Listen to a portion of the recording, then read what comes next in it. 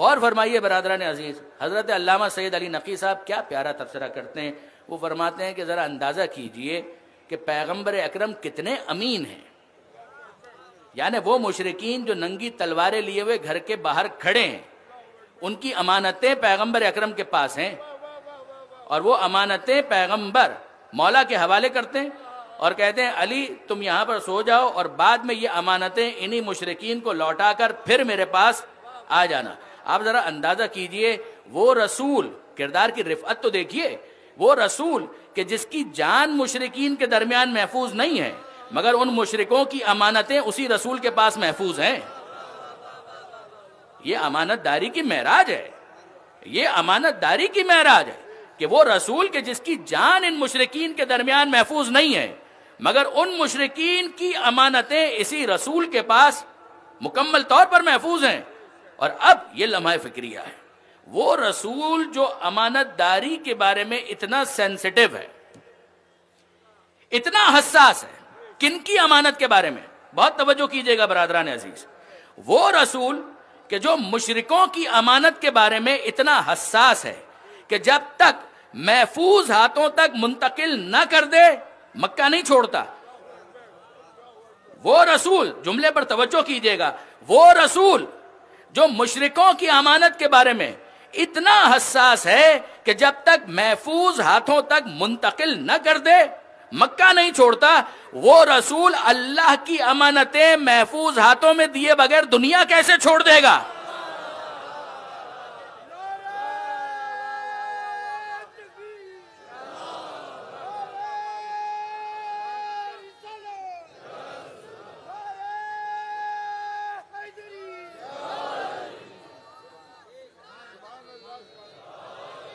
یعنی واقعاً لمحہ فکریہ ہے کہ انسان غور کرے، وہ رسول جو امانتوں کے بارے میں اتنا حساس ہے، مشرکوں کی امانت کے بارے میں، کہ علی کے محفوظ ہاتھوں میں دیے بغیر وہ مکہ نہیں چھوڑتا، وہ خدا کی امانتیں محفوظ ہاتھوں میں دیے بغیر دنیا کیسے چھوڑ سکتا ہے؟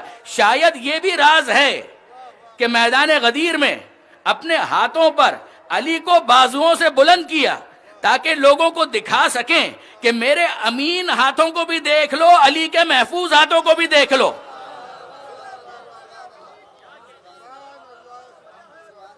اور پھر اس کے بعد سنو کہ من کنت مولا ہو فہذا علی مولا، کہ جو ایسا امانت دار ہوگا اسی کو ولایت منتقل کی جائے گی، ولایت بھی اسی کو منتقل کی جائے گی، امانتیں بھی اسی کو منتقل کی جائیں گی. درود بھیجئے محمد و آل محمد پر.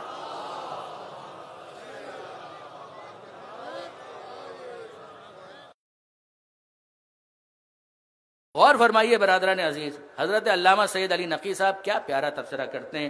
وہ فرماتے ہیں کہ ذرا اندازہ کیجئے کہ پیغمبر اکرم کتنے امین ہیں. یعنی وہ مشرکین جو ننگی تلواریں لیے ہوئے گھر کے باہر کھڑے ہیں، ان کی امانتیں پیغمبر اکرم کے پاس ہیں، اور وہ امانتیں پیغمبر مولا کے حوالے کرتے ہیں اور کہتے ہیں علی تم یہاں پر سو جاؤ اور بعد میں یہ امانتیں انہی مشرکین کو لوٹا کر پھر میرے پاس آ جانا. آپ ذرا اندازہ کیجئے، وہ رسول، کردار کی رفعت تو دیکھیے، وہ رسول کہ جس کی جان مشرکین کے درمیان محفوظ نہیں ہے، مگر ان مشرکوں کی امانتیں اسی رسول کے پاس محفوظ ہیں. یہ امانت داری کی معراج ہے، یہ امانت داری کی معراج ہے کہ وہ رسول کہ جس کی جان ان مشرکین کے درمیان محفوظ نہیں ہے، مگر ان مشرکین کی امانتیں اسی رسول کے پاس مکمل طور پر محفوظ ہیں. اور اب یہ لمحہ فکریہ ہے، وہ رسول جو امانت داری کے بارے میں اتنا سینسٹیو ہے، اتنا حساس ہے. کن کی امانت کے بارے میں؟ بہت توجہ کیجئے گا برادران عزیز. وہ رسول کہ جو مشرکوں کی امانت کے بارے میں اتنا حساس ہے کہ جب تک محفوظ ہاتھوں تک منتقل نہ کر دے مکہ نہیں چھوڑتا.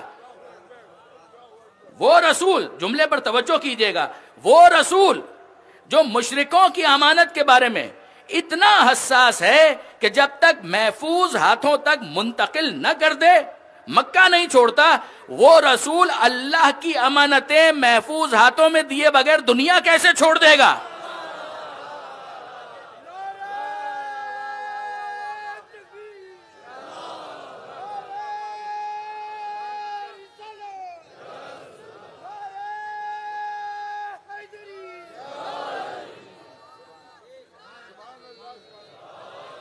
یعنی واقعاً لمحہ فکریہ ہے کہ انسان غور کرے، وہ رسول جو امانتوں کے بارے میں اتنا حساس ہے، مشرکوں کی امانت کے بارے میں، کہ علی کے محفوظ ہاتھوں میں دیے بغیر وہ مکہ نہیں چھوڑتا، وہ خدا کی امانتیں محفوظ ہاتھوں میں دیے بغیر دنیا کیسے چھوڑ سکتا ہے؟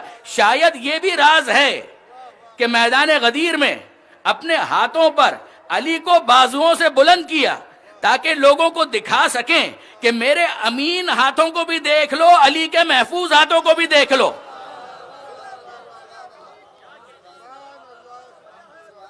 اور پھر اس کے بعد سنو کہ من کنت مولا ہو فہذا علی مولا، کہ جو ایسا امانت دار ہوگا اسی کو ولایت منتقل کی جائے گی، ولایت بھی اسی کو منتقل کی جائے گی، امانتیں بھی اسی کو منتقل کی جائیں گی۔ درود بھیجئے محمد و آل محمد پر۔